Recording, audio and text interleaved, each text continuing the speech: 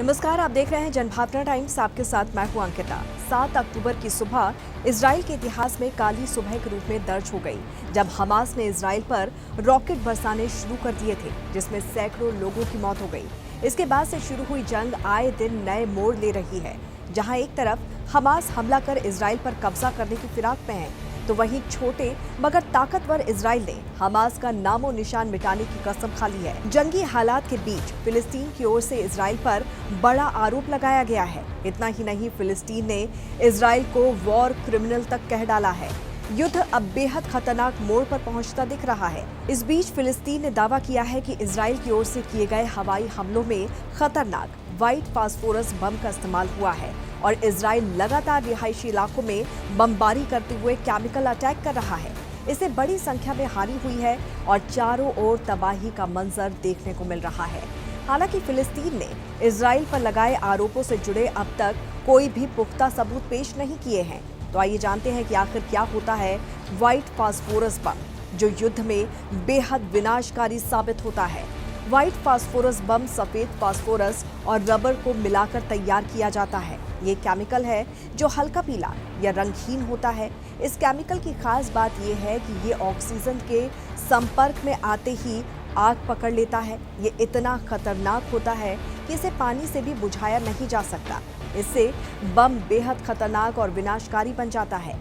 Oxygen के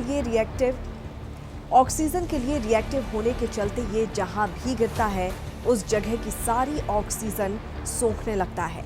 इस वजह से जो लोग इसकी आग से नहीं जलते, वो दम घुटने से मर जाते हैं। ये तब तक जलता रहता है जब तक कि पूरी तरह से खत्म ना हो जाए। यहाँ तक कि पानी डालने पर यह आसानी से नहीं बुझता, बल्कि धुएं का गुबार बनते हुए और भड़कने लगता है।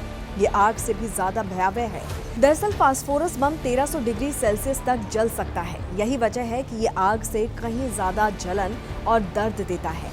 यहाँ तक कि ये हड्डियों को भी गला देता है। कई बार ये त्वचा से होते हुए खून में पहुंच जाता है और इससे हार्ट अटैक, लीवर और किडनी सबको नुकसान पहुंचता है।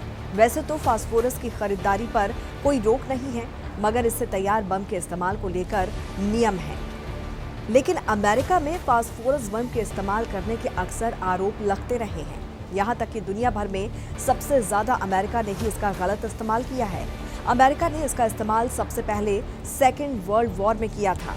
इसके बाद फास्फोरस बम के बढ़ते इस्तेमाल को देखते हुए साल 1980 में जिनेवा कन्वेंशन में व्हाइट फास्फोरस को लगभग प्रतिबंधित कर दिया गया।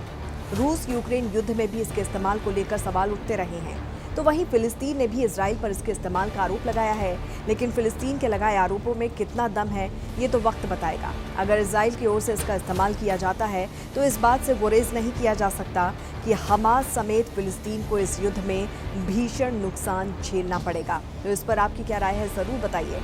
जुड़े रहिए जनभावना टाइम्स के साथ। नमस्कार।